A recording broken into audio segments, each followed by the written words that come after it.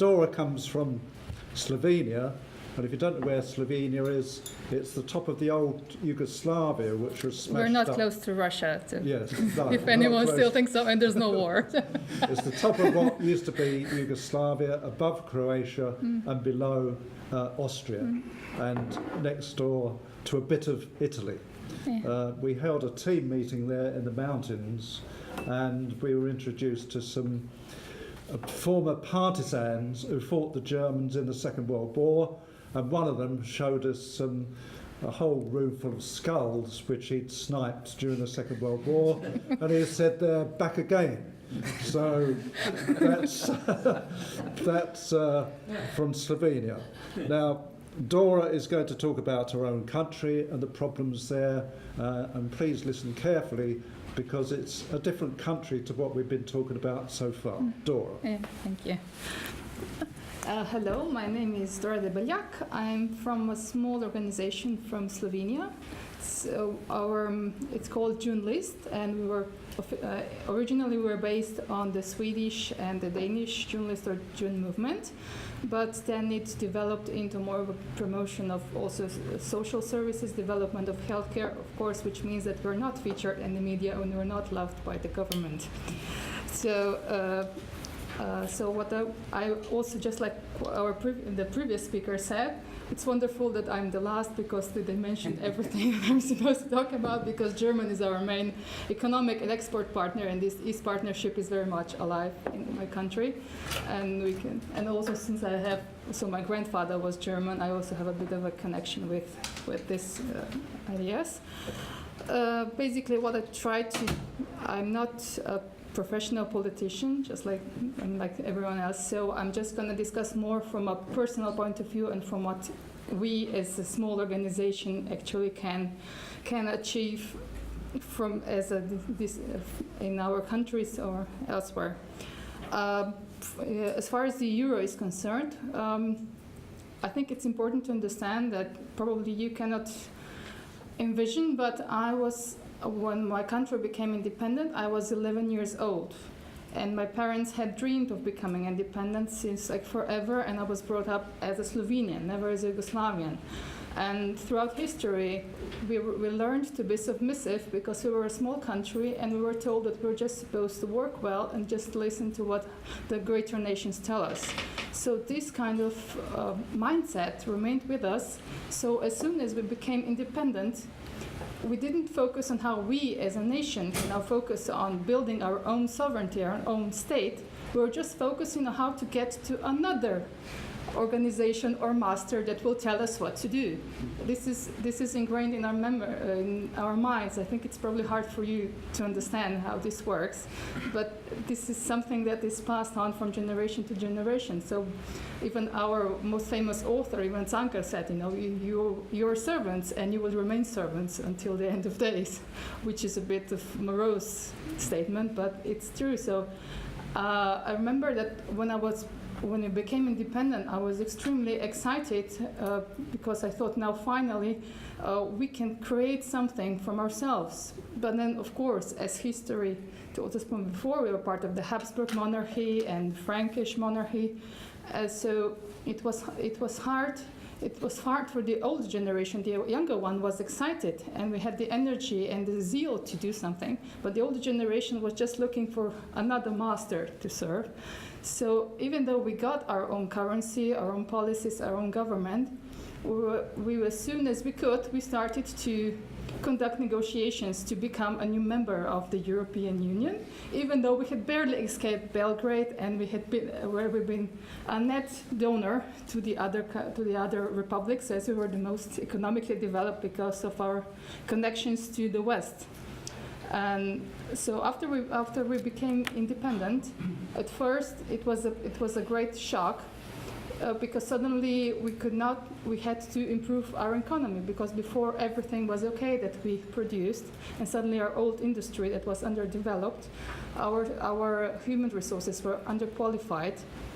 So suddenly we were faced with the fact, that we're just this small country and we're no longer a major player as we used to be in Yugoslavia, but suddenly we're this small, tiny country that nobody cares about. So suddenly we looked up to our big neighbor, Germany, as many Slovenians had emigrated to Germany in the 60s and 70s. It was those Gastarbeiters, as you may know.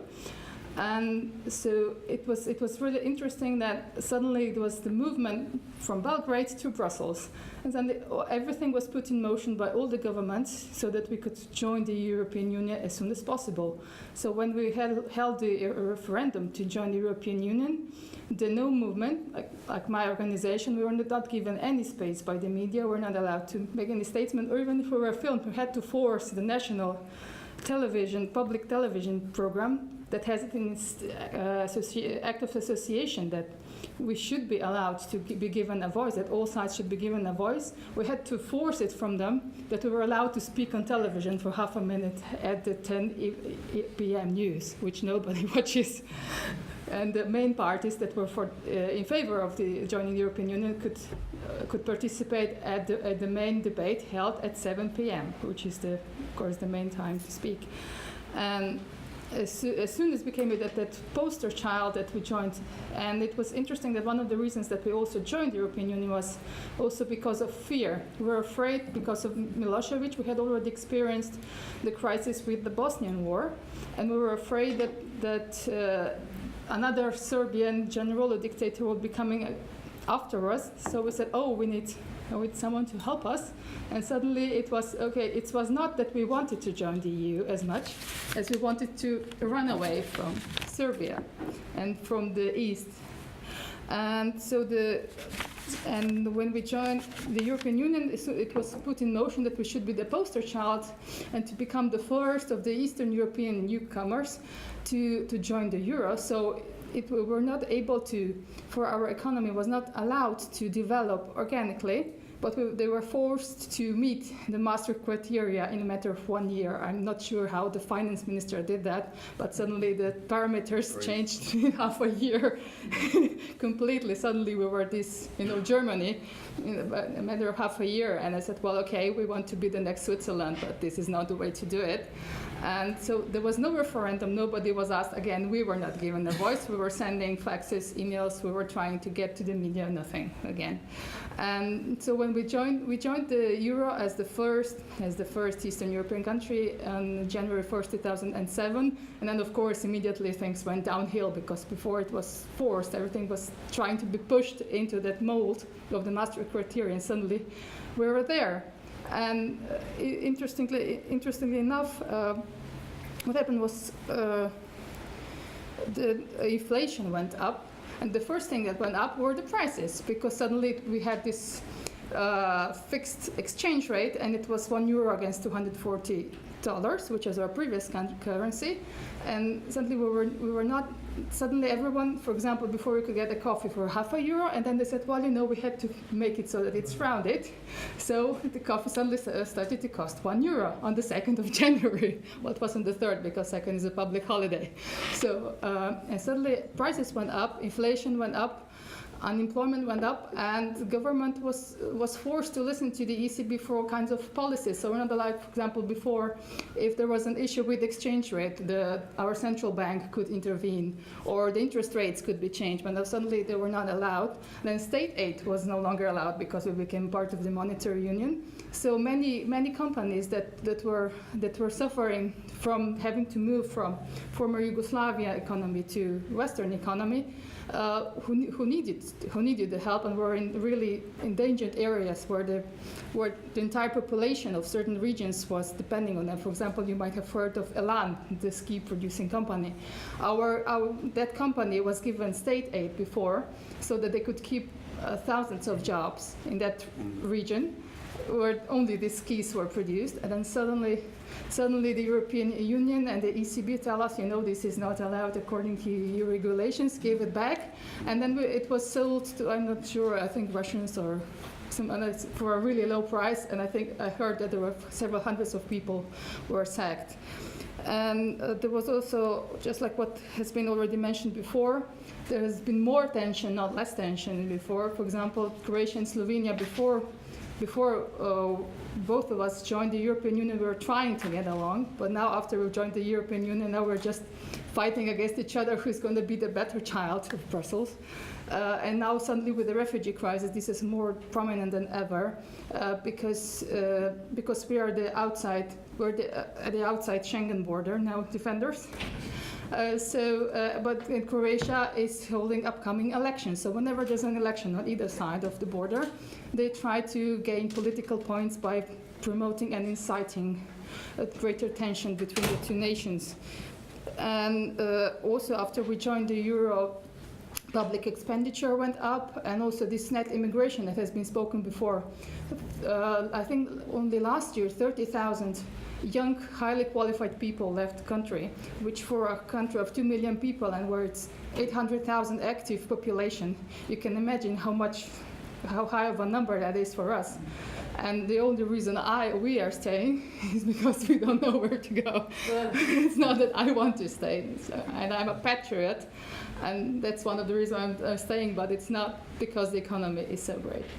And also because we're such a small country and because we're forced to do things as Germany tells us, because they're our main partner, we also were forced to introduce all sorts of austerity measures, also decrease the healthcare services, public services, because this is something that has been brought from the previous socialist communist country, this promotion of social values. This was something that I agree with, but this has been stripped off and stepped away. And ever since we have joined the European Union, I have found here an interesting table. Our net debt has risen by 20%, I think, and the net borrowing has been, before it was falling. It was almost to zero, and then now it's 15% of our GDP last year. And this all has to do with the fact that we cannot do anything about our policies and our employment. And also, of course, coupled with other historical reasons and other things that are also present in Slovenian politics, like nepotism and increasing public expenditure. But this is also has to do with Europe. And this is pretty much what I wanted to about the euro. I think that probably what John mostly wanted me to talk about is the refugee crisis, because suddenly Slovenia is in the headlines all over the world for all the wrong reasons. The refugee crisis pretty much started about a month ago. And as soon as we saw the first images on television, it looked like the Wild West, not our eastern border. There was I can show you here a few photos. These are real.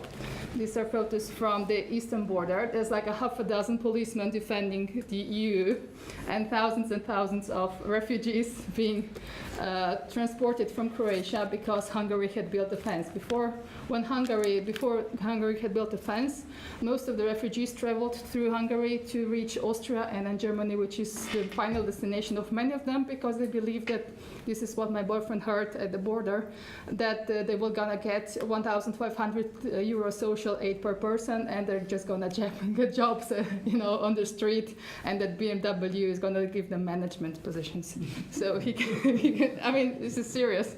And when I read recently that BMW offered 20 jobs for refugees, and they did not receive one single candidate met the even basic criteria to work for the really basic job. So this is how the refugees, they perceive this.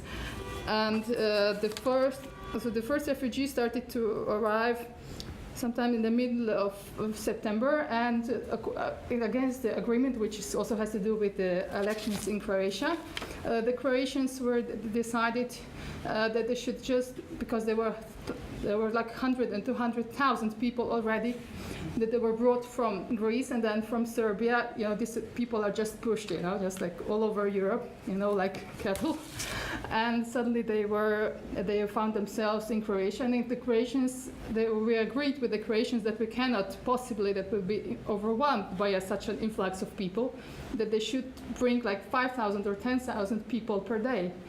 But because of their elections, they wanted to gain points. Suddenly they were brought during the night with a train, like 20,000 people, and then suddenly all these overworked, overwhelmed policemen, because we have only a small police force. We have only like 5,000 policemen. So yes, I'm going to move forward. And so the thing was that the police force was overwhelmed, and they could not. And also the local population became scared because at the beginning there was no army or nobody who could control where these refugees moved. So they would just sleep on the fields and they would just walk around and be in, and they would.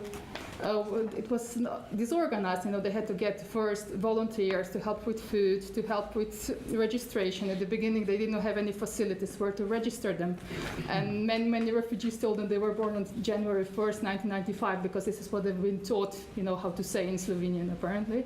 And so it was really hard because the majority of these refugees were young men who were, they were aggressive towards these policemen. So first, the local mayor had to ask the Slovenian government first for several weeks to help out before the government reacted, so that at least the prime minister went down there and had a look how dire the situation is. And then the government asked Brussels for help, and then Juncker said, why can't they work it out between themselves? It's a local issue. What that has to do with the European Union? I mean, seriously, we are defending your borders.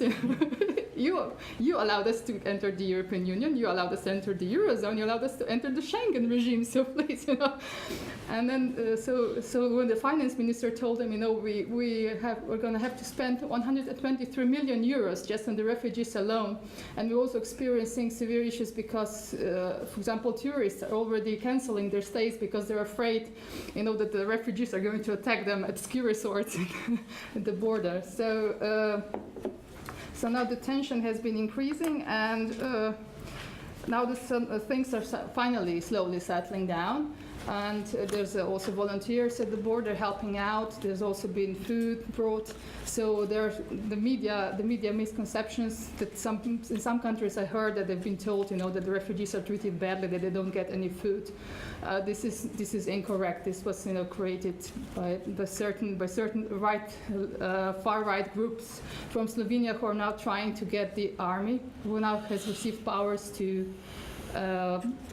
help out at the border, so that these incidents that have been happening at the border are decreased. And so now these refugees are brought in a more organized way to the Austrian border, but now we don't know what is going to happen in the future, because Germany and Austria are limiting the influx of people, because obviously they do not have any space anymore. Thank you.